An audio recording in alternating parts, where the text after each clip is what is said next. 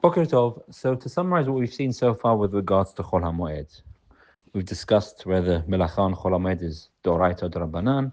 We've talked about food. We've talked about doing Melacha for bodily integrity, doctor appointments, orthodontics, etc. And we discussed the major distinction between Melechet Uman and Melechet Hediot with regards to fixing clothes and buying clothes. And then we went into the whole topic of writing. This distinction of Melechet Uman and Melechet Hediot, i.e., professional activities or non-professional activities, permeates all the halachot of Chol HaMoed. I'm just going to give you some examples, but really, this is the principles one needs to be thinking about when it comes to thinking about whether one's allowed to do this on Chol HaMoed or not.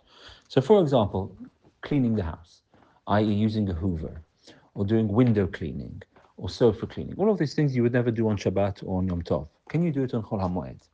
So the answer is, it depends. If it's Melechet Uman, like we've learned, then you can't. If it's Melechet Hediot, then you can. Cleaning your house, brooming up, hoovering, all of these things are things which are regular activities which we do day in, day out, week in and week out.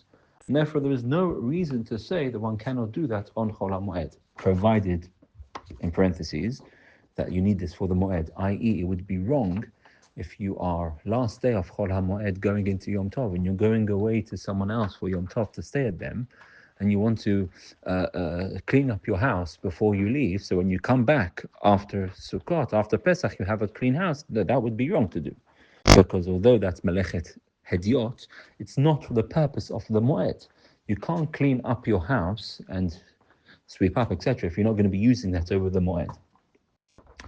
So that's all allowed. But something which is beyond that, which is not done on a day-to-day or week-to-week basis, but on odd occasions. So, for example, cleaning the sofas, the fabric of the sofas. People do this, not regularly. It's not done on a weekly basis. It's done every few months, every year, a few years, wherever it may be.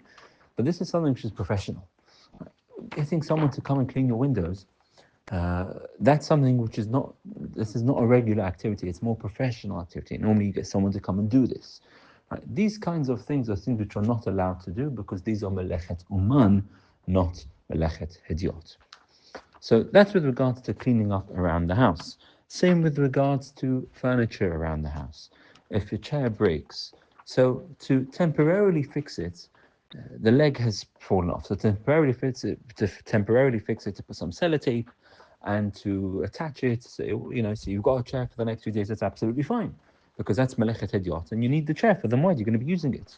But to start fixing it completely and getting someone to come and hammer it back in, or you yourself doing something like that, if it's a permanent fix, that would be wrong to do, because that would be considered melechet uman. It's professional.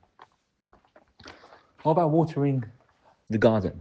So of course, on Shabbat and Yom Tov, we can't water the garden. It's a sur from the Torah.